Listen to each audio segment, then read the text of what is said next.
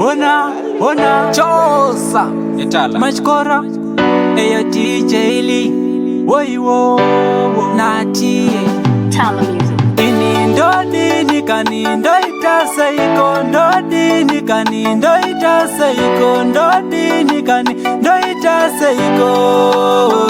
Ndioneiwo ini ndatambura misotsi pamatama ichichema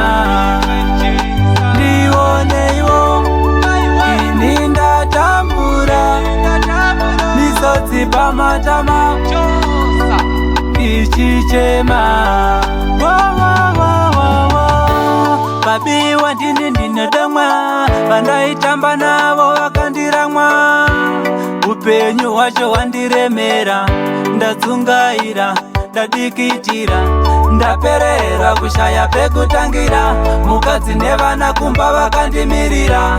asi chabuda apana parinobudira neparinoverera Ndioneiwo ini ndatambura misotsi pamatama ichichema Ndioneiwo ini ndatambura misotsi pamatama ichichema pavanofara vanondijamba vanodiwa meni pawa zvanzi svika kumba ini handina basa ndini wekushamba vane moyo wakaoma kuita sedamba basa masimba so dai mapindira ndatambura Ndioneiwo ini ndatambura misotsi pamatama ichichema Ndioneiwo ini ndatambura misotsi pamatama ichichema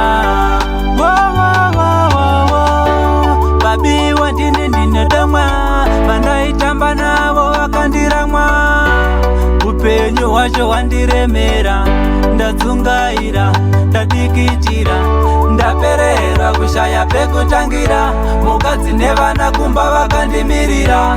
asi chabuda apana parinobudira neparinoverera Ndioneiwo ini ndatambura misotsi pamatama ichichema Ndioneiwo ini ndatambura misotsi pamatama ichichema